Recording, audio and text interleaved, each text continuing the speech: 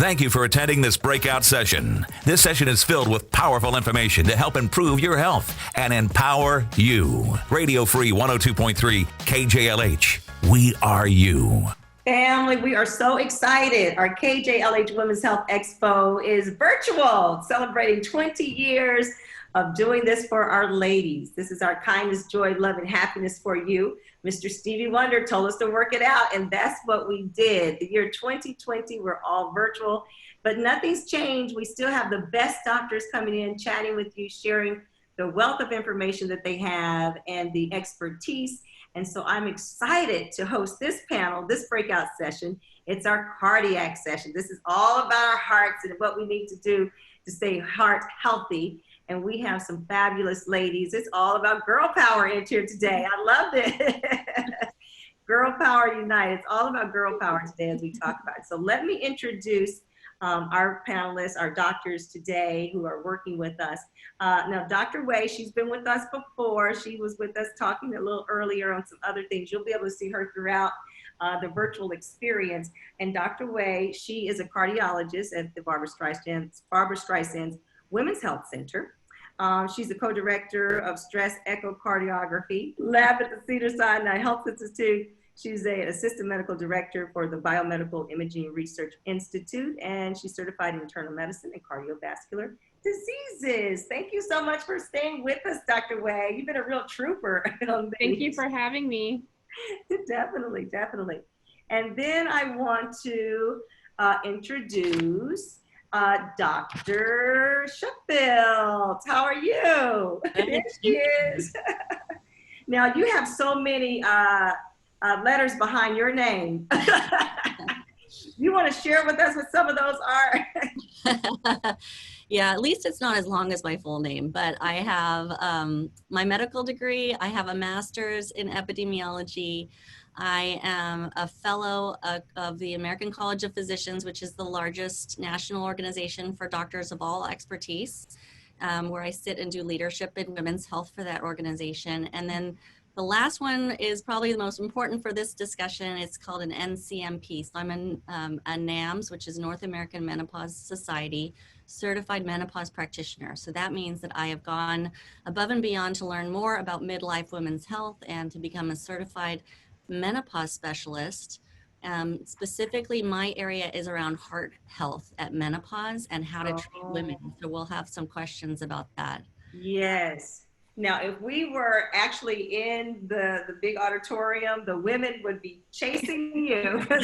Every year they want to know what is going on with them and these hormones. Yes, I jokingly say it's a hot topic. Yes, it is. Yes, it is. Yes, it is. And let's see here, Dr. Lily Barsky. Hi. Hi. How are you? Great. How about yourself? Okay. Board certified physician, patent inventor, writer, filmmaker, artist. When do you ever have time to sleep? I make time. She can do it all. Oh my goodness. Let's see. She has a major degree in biomedical engineering from Northwestern University, a minor degree in film and media studies. The list goes on. She received clinical research fellowship training at Barbara Streisand's Women's Health Institute at Cedars Medical Center.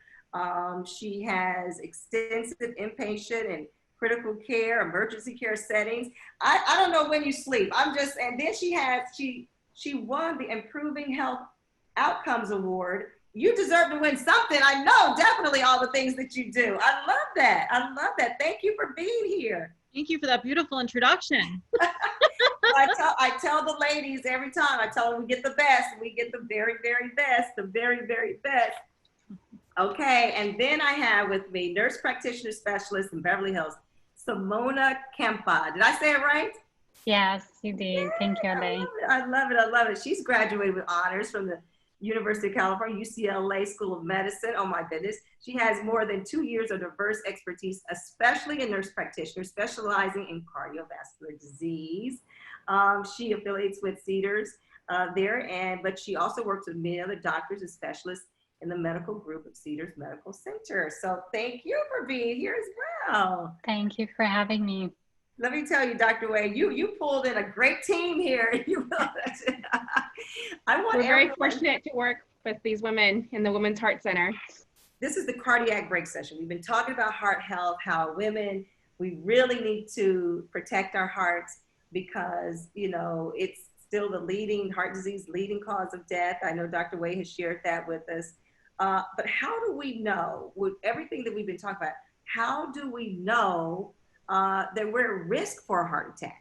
Yeah, that's an excellent question today. And we are usually familiar with the typical traditional risk factors for heart disease. You know, we know that high cholesterol, high blood pressure, diabetes, being overweight, not exercising, smoking are all risk factors for heart disease.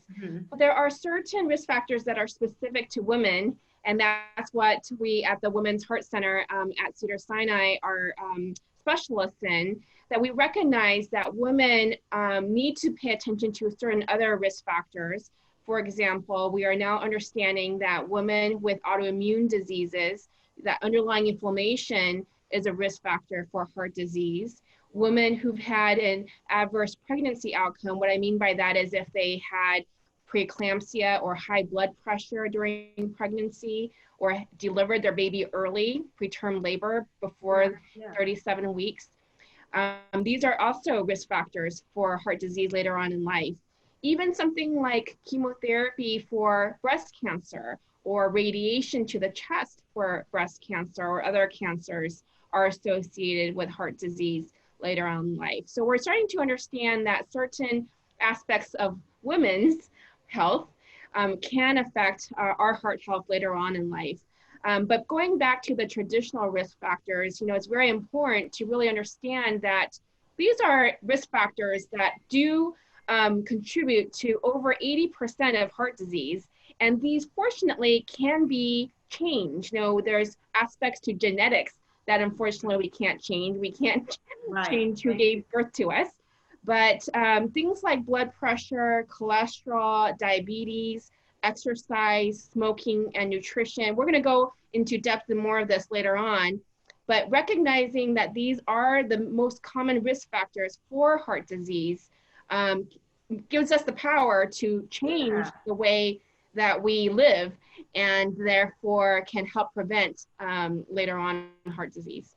Well, I think that's awesome that we don't have to feel like we're helpless. You know, there are some things that we can do to empower ourselves to stay healthy. And that's important that we get that information. And that's why we bring all you fabulous ladies together to share it.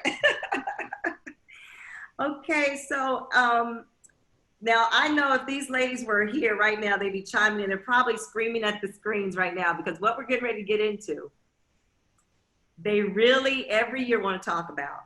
All of them are fanning like this. They're fanning. They got the little pamphlet we give out. They're using it as a fan. They're doing this. We want to talk about menopause and how the risk for the two, the risk factor with the two going hand in hand. What kind of risk do you have with that? Am I at greater risk if I have menopause for a heart attack? So this is actually why we opened a menopause and hormone program within the Barbara Streisand Women's Heart Center, because there has just been an incredible amount of confusion about hormone therapy as well as heart health around menopause. So let me kind of break it down into really simple terms. So the average age of menopause in the United States is 51. But that just means 50% of women have entered menopause at that time, more than about 90% by 55. So you're describing the most common symptoms: hot flashes, night sweats, that occur during menopause. Menopause is not until you've had 12 months of no period. So it's really a diagnosis that we can diagnose retrospectively. We can't, so if you come in and you've had a couple of skipped periods, I can't predict or tell you when you're exactly going to go into menopause. The best predictor is going to be when, or more commonly, the predictor is when your mother went through menopause. But again, that's not an exact date. There are a lot of risk factors that shift at menopause, and some have to do with the fact that estrogen levels go down, and some have to do with the fact that we are chronologically aging. But it's important to say that we know after menopause, women develop higher blood pressure on a higher trajectory than men, meaning we get blood pressure at a faster rate than men do after the age of 50. Mm. We know that cholesterol levels shift. So you've got your bad cholesterol, your LDL, or your good cholesterol, your HDL, and they can tend to shift in the wrong direction. That doesn't mean that we give estrogen to treat those. We used to think that we could give back a woman's estrogen level and it would prevent heart disease. But over the past 2 decades, Mhm. after some very large studies, we now know that we cannot use estrogen to prevent heart disease. So it's important if you are at menopause to get your heart risk factors checked out. And if you're otherwise healthy, suffering from those hot flashes and night sweats, then hormone therapy might be appropriate for you based on Wow. individual risk. Dr. Schufelt, now a lot of our ladies are talking and they're talking amongst themselves at home, I know, and they're concerned that they may have already some of these diseases. They may have different things that you're talking about, and then, that on top of menopause, how do you treat them together? How do you do that? Yeah, so if women already have risk factors for heart disease, if they already have high blood pressure, if they already have high cholesterol, or if they even already have had heart disease or been told that they have plaque or had a heart attack themselves, those are women that we would want to really aggressively treat at menopause because your risk factors can go up even more. But we also would want to consider not using estrogen or hormone therapy in those women. Hormone therapy is really important for women who are suffering from hot flashes and night sweats but are otherwise healthy. So the risks with risk factors on top of that, that's when you will really want to weigh some of the risks and benefits of being on hormone therapy. But it's really important to know that women don't need to suffer in silence from hot flashes and night sweats because there's several good options that are medications that are not hormones that treat hot flashes. Mm. Okay, so like, what is that? I know they want to know what that is. Oh, yeah, they're very specific and it's very individualized. So one of the ways that we develop a hot flash is actually in the brain. That's where the hot flash starts, and it's based on a neurotransmitter called serotonin. This is up until only the last few decades we've understood this.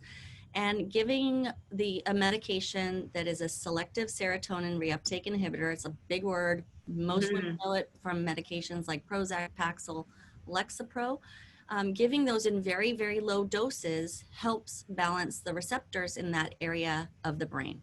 I call it your internal thermostat. All it does is it helps narrow your internal thermostat, and those medications don't need to be taken for a prolonged time, but can really relieve symptoms. And there are several others, including lifestyle, even exercise, some weight loss, meditation, relaxation.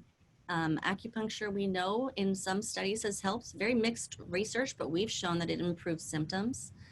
So those are the types of things that all blend to a healthy lifestyle, but can also improve symptoms of menopause.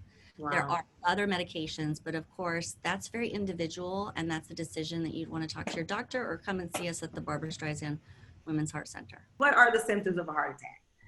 I think it's a great question. And I think to start off would be good to separate the symptoms of a heart attack by having typical versus atypical symptoms, because women do tend to have more atypical symptoms compared to men. And some typical symptoms, as you've seen in the movie, it's uncomfortable pressure in the chest, squeezing feeling, a lot of that can last sometimes for a few minutes, can disappear and come back.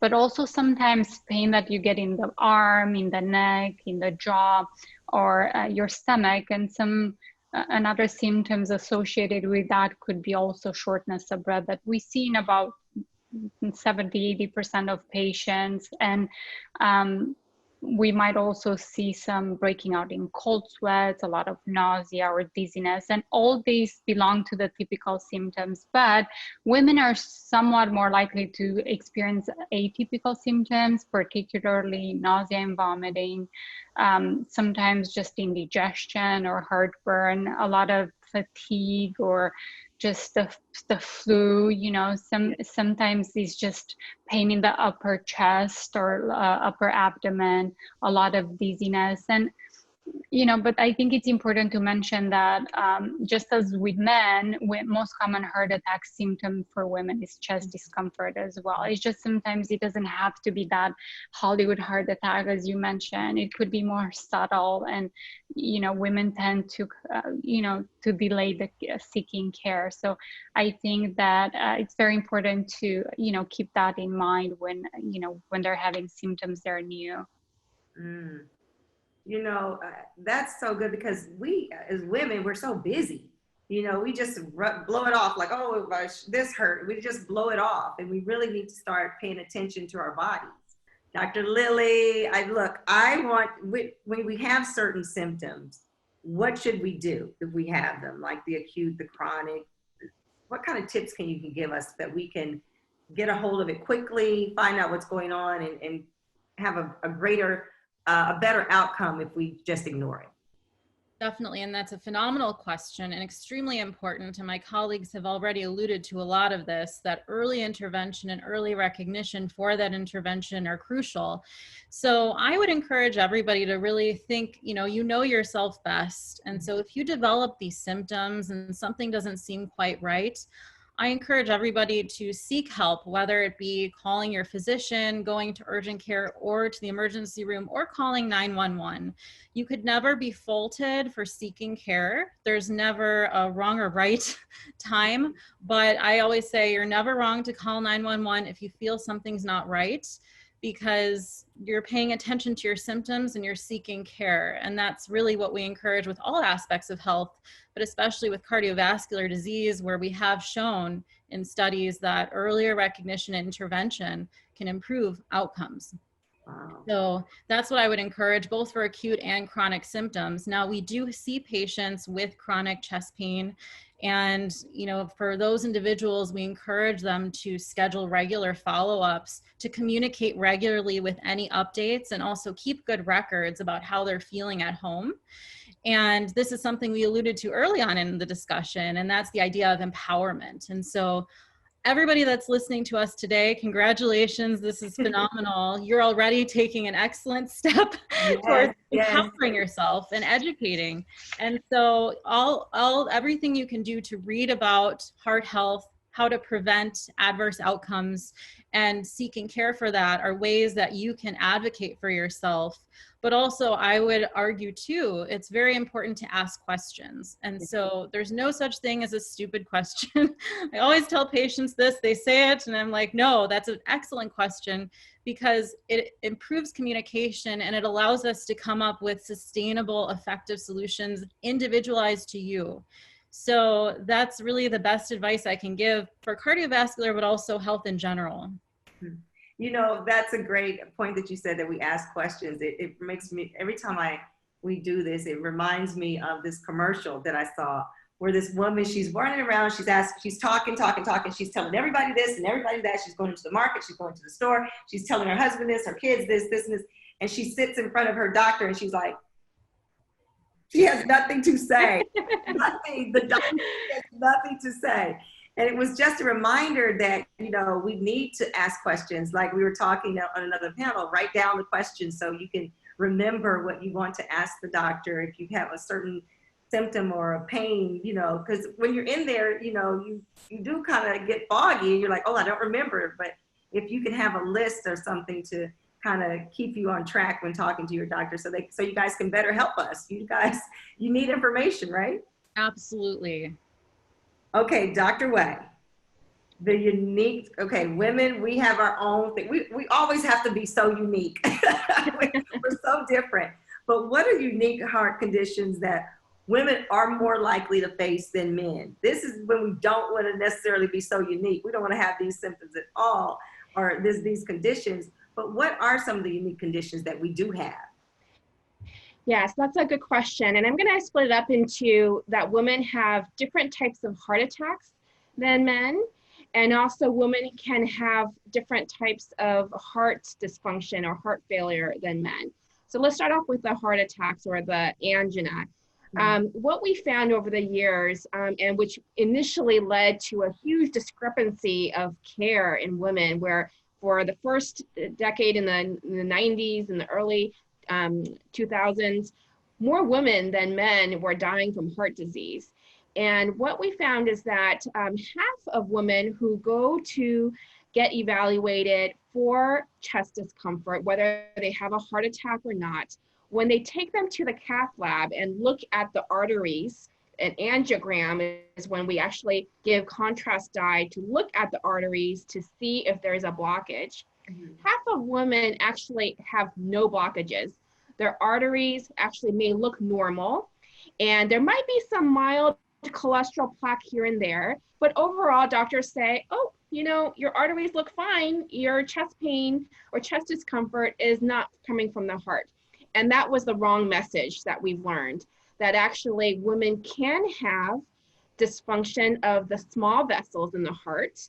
We call them the micro vessels. We can't see them on an angiogram, such that those little vessels in response to stress, whether it's emotional stress or physical stress like exercise, can feel chest discomfort because those little vessels aren't opening up well, or that they're actually constricting. This condition called coronary microvascular dysfunction is something that we've studied over the past decade. The Barbara Streisand Women's Heart Center director, Dr. Noelle Berry-Mers, investigated this condition in a study called the WISE study, the Women's Ischemia Syndrome Evaluation, very appropriately named for, you know, wise women, that this is a very important condition that is often unrecognized and therefore untreated. And therefore these women unfortunately have a lot of ER visits or doctor's visits for persistent chest discomfort. And unfortunately these women in the past used to be dismissed, that because their arteries looked fine on the angiogram, that they would be told that, oh, it's just in your head. And so at the Women's Heart Center here, we definitely try to improve our ability to diagnose this condition. We now have ways, more advanced testing, whether it's non-invasive or invasive, to diagnose this condition in women, but also in men as a result of all the research that we've done in women. Coronary microvascular dysfunction is associated with future risk of heart failure, of heart attacks. And that's why it's important to recognize this as a possibility of why women may be having heart attacks or chest discomfort. Another type of dysfunction related that's more common in women that also occurs in the setting of no obstructive coronary artery disease, meaning no big blockages in the arteries, is coronary spasm. And coronary vasospasm is that constriction of the large vessels of the heart and can be very challenging to diagnose.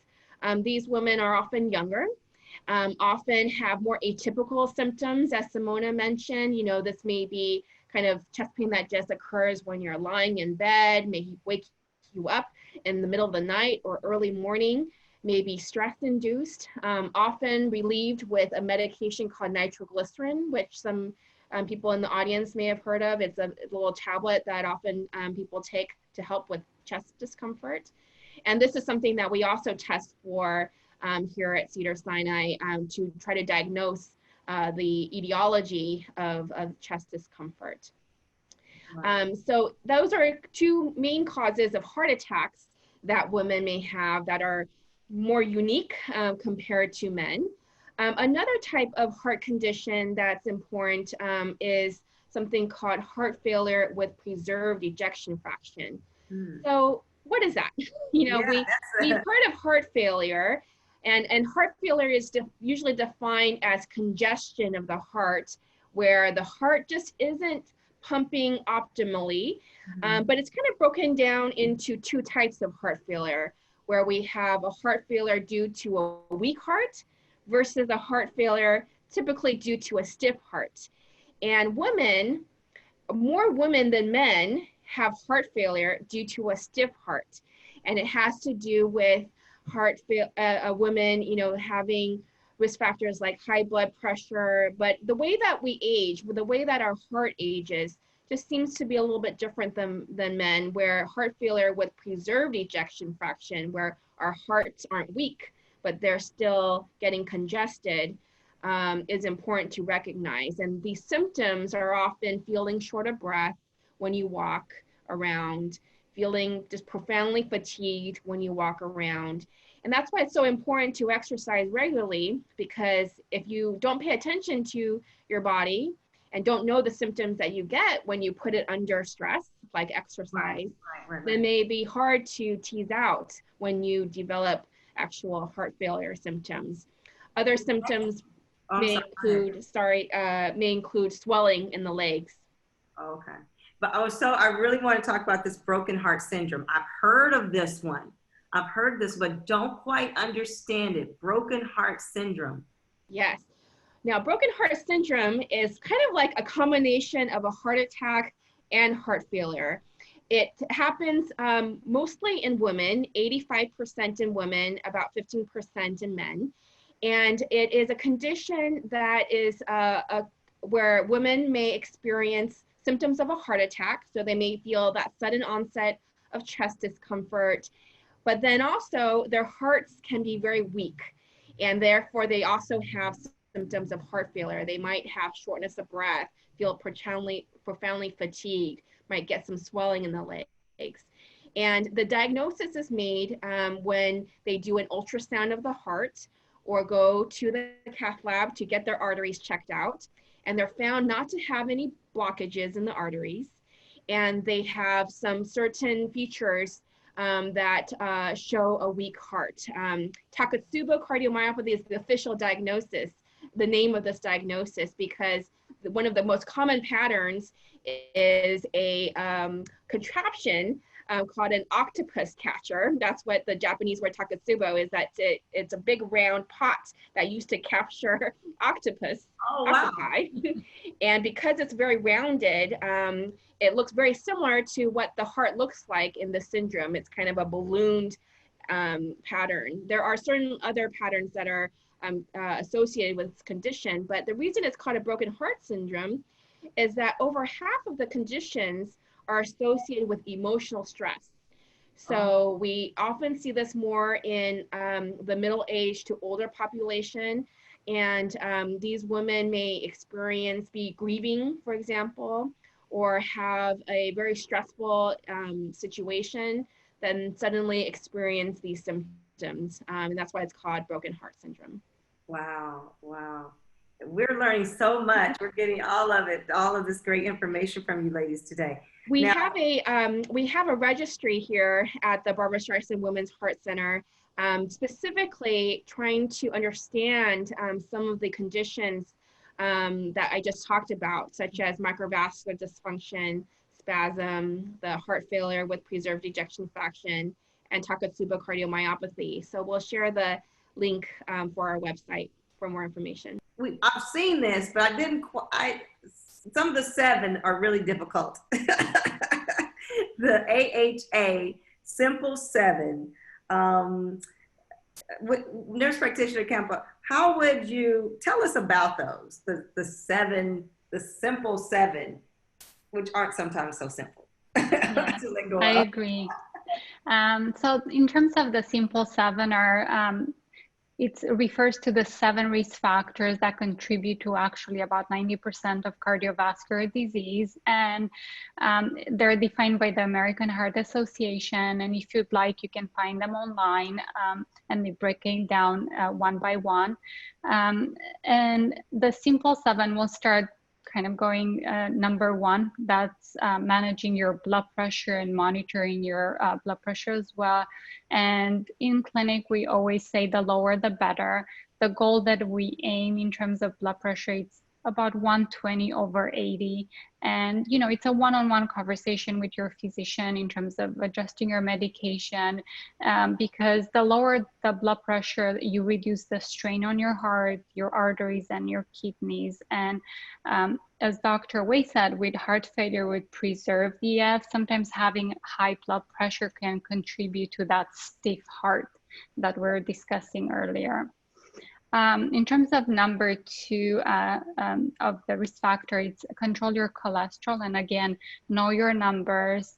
The bad cholesterol, which we define as the LDL, it's better to be lower because as we know, high cholesterol contributes to plaque, and plaque over time can clog arteries, which leads to a heart attack and stroke.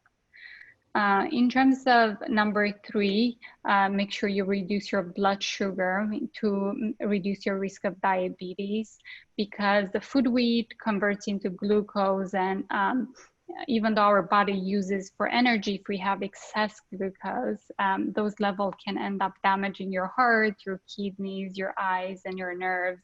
So that's an important, risk factor as well. In terms of number 4 is to stay active. And, weight management. I think for activity level, we suggest even simple walking for 30 minutes for 5 days a week. I think, it's achievable. And, I think that, if you want to exercise more, that's fine. The more, the better. With that. Then number 5 is to eat better and follow a Mediterranean diet, and we'll discuss a little bit later what it means, what's a Mediterranean diet and nutrition. And actually having a balanced diet, it's the best weapon for fighting cardiovascular disease. It improves your chances of feeling good and staying healthy for life. In terms of number 6, losing weight and maintaining a healthy weight. And I think for this one, I was discussing with Dr. Wei earlier, it's important not to focus so much on the BMI number, which is the base body mass index that you can calculate by going online and you input your height and your weight and it gives you your number. But it's more about just having a colorful plate, and eating a well-balanced, more grains, more veggies, more legumes, and kind of avoid a lot of foods that are fast food, a lot of trans fats, a lot of packaged foods, because honestly, a lot of times when you read a ingredient or I challenge you to pick up a label on a packaged food and see if you can identify the ingredients, and I honestly cannot. It's a struggle. Not a lot of I think it's very hard to identify, and I think a lot of them are a lot of chemicals that our body still needs to process. And then for number 7, which is the last one, is to stop smoking, because it has the higher risk of developing cardiovascular disease. And we have smoking cessation programs where we recommend patients, if they cannot do it on their own or with assistance of medication and such, because it's quite an addictive substance. And what I like about the simple 7 a day is, because you said you're struggling, these are very simple. You don't have to do it all at once. You can start with 1 or 2 and build on it, and just have that one-on-one conversation with your physician, and and then just make small changes. It doesn't have to be all at the same time. I think that's the saving grace then, that we don't have to make do everything to flip on a dime. It's just those small little changes that we can make that will really add up in the long run, right? Yes, absolutely. Now you mentioned diet and the Mediterranean diet. That sounds good, but it's all plant-based eating, which then goes into, no, it's not. It's not plant-based eating? No, it is. Yes, you're right. Mm-hmm. But it's not all plants. Oh, no. It's not a vegetarian diet. We don't want to scare the, listeners. Believe it or not, it also includes a glass, it actually incorporates a glass of wine. Now, don't become a drinker. If you're not already drinking, don't become a drinker. But the idea is what the Mediterranean diet is based on is the fact that alcohol leaches a lot of these good minerals and proteins if you eat it with food. And so you have to incorporate, if you were to drink, you drink with the good healthy foods, not with peanuts at a bar. We're not at bars right now. That's not healthy. But it incorporates a protein source, a carbohydrate source, so as well as, but this platform is the vegetables and the fruits. I love that. I love that. Now, when we talk about the Mediterranean diet, that then, I've heard this culinary medicine, Dr. Kampa. What is culinary medicine? What foods are we eating that are medicinal? I think it's just a newer concept. And in terms of culinary medicine, we always teach our patients how to use medication and inject medication such as Lovenox, as insulin.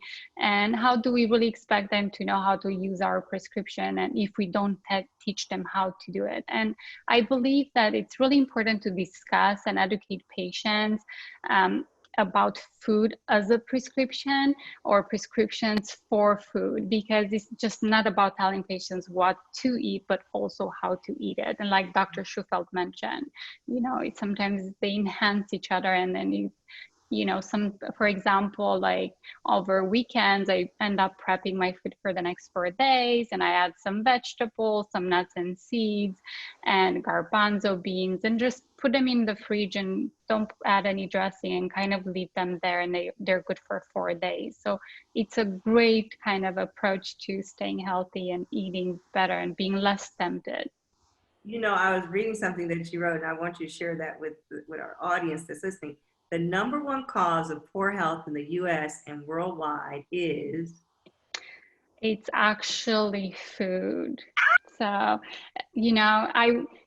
there's a public health crisis, and now we're not talking about COVID-19. So we're actually talking about food, and when it's translating into the current obesity crisis today. And we know that obesity is a very strong risk factor for people having more severe disease and complications, especially if they contract COVID-19. And I was telling Dr. Wei earlier that CDC just updated their body mass index score to being lower. So if you have a BMI greater than 30, you're more associated with complications.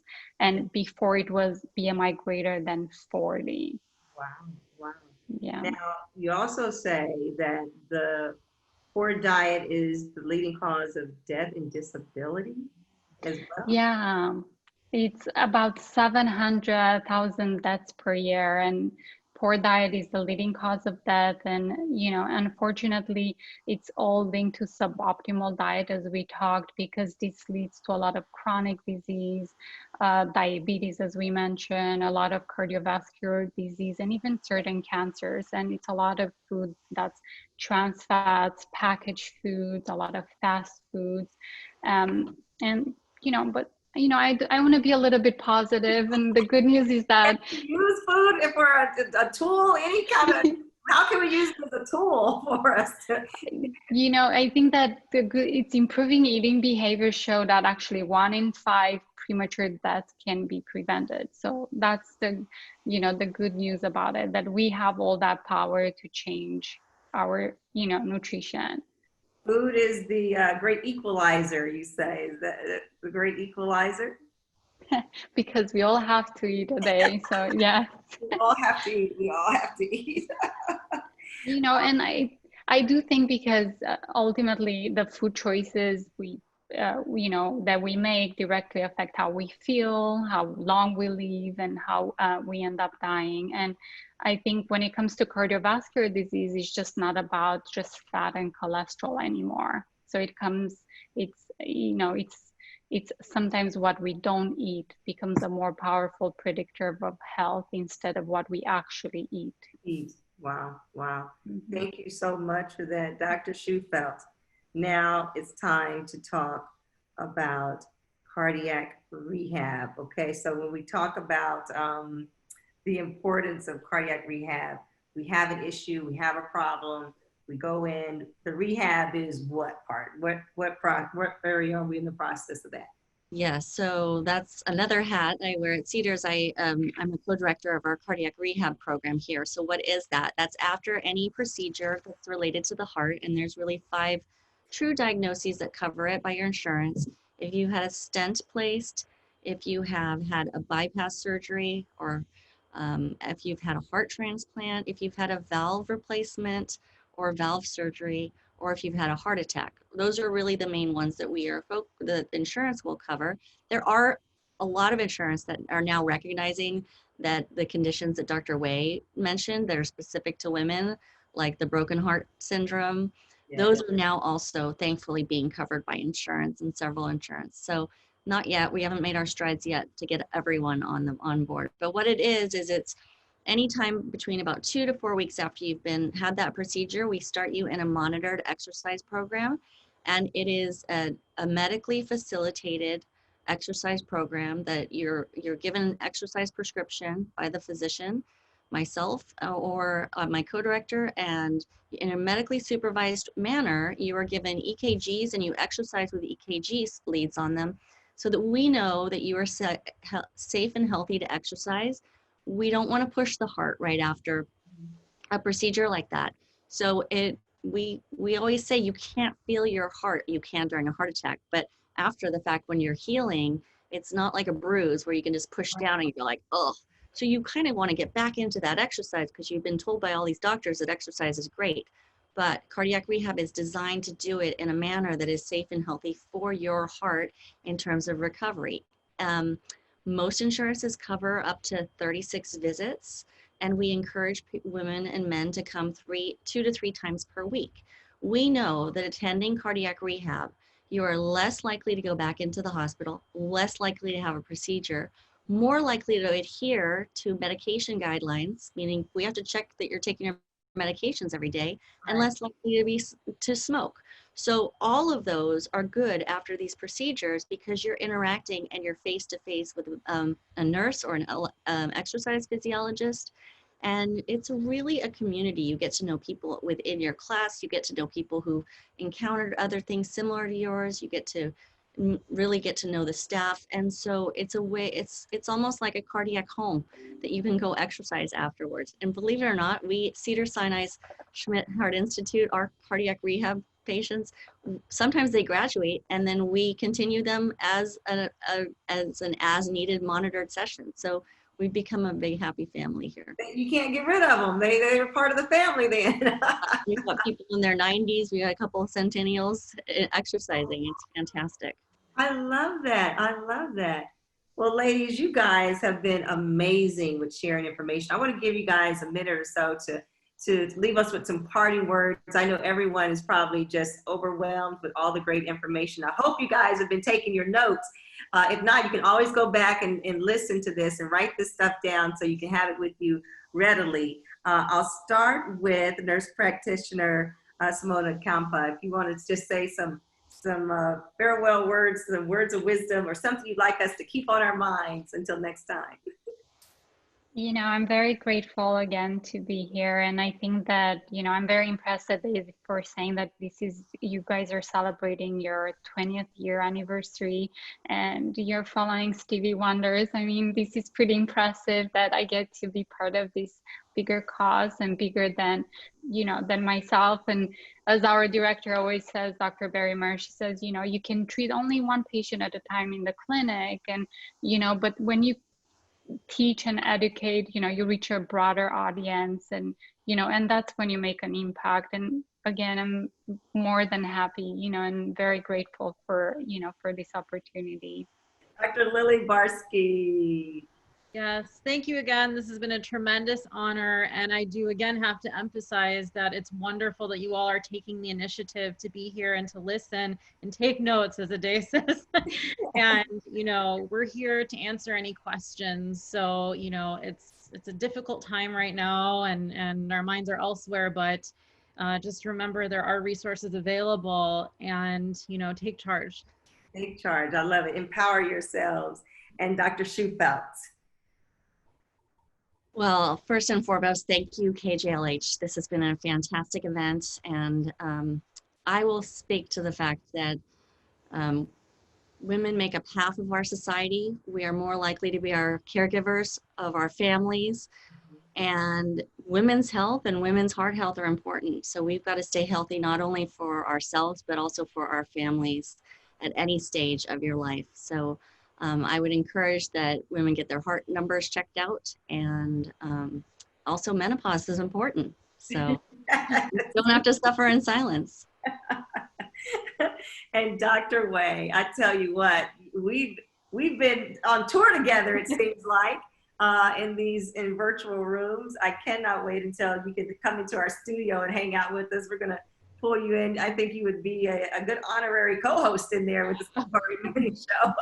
Well, you've been amazing, Ade, and it's been such a pleasure to be chatting with this group of women, chatting with you and the other panel earlier. I completely agree with everything that Dr. Schufeld, Dr. Barsky, Simona Kampa mentioned. As all the women that are listening, all the men as well, it's so important to really understand what your risk factors are for heart disease. Everybody is a little bit different. Nobody is exactly the same, and it's very important to take charge, take initiative, know your body, know what your symptoms are, know what your risk factors are, and just reach out to a clinician. Even during these challenging times, we do feel that we can keep you safe here in the hospital or in the doctor's clinics, whether it's this remote type of video visits or telephone visits are often available.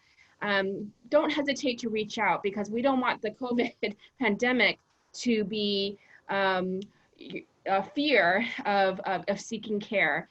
So if you're having the symptoms that we talked about or worried about some of the risk factors that you have, please make an appointment to see your doctor. And as Dr. Schufelt mentioned, it's important to know your risks, whether you're about to get pregnant, whether you're pregnant after you've been pregnant, whether you're in your midlife, and then after menopause. So we really think everyone's attention to these more female-specific risk factors and symptoms that we talked about today. Ladies, you have been so fabulous. Girl power has been outstanding today. Those of you that are watching, we are so glad that you were able to tune in. You can listen, you can watch this again anytime. Thank you for joining our heart-to-heart conversation. And here's to your good health. It's the KJLH Women's Health Expo, and we've been doing it big. 20-year anniversary. Go ahead and enjoy yourselves. Find something else to watch, all right? Right here on your station, 102.3 KJLH. The KJLH 20th Annual Women's Health Expo at KJLHradio.com. Presented virtually by RastAfri and Radio Free. KJLH.